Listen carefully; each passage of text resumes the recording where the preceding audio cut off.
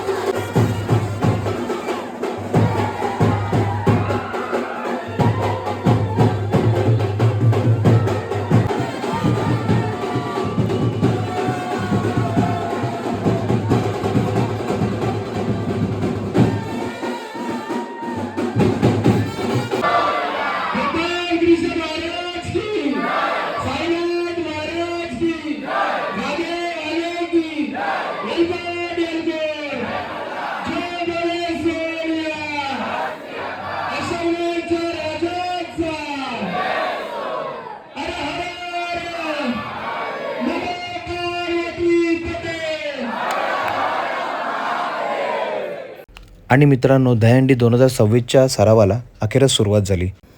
यंदाचं 2026चं वर्ष आमच्यासाठी खूप महत्त्वाचं आहे।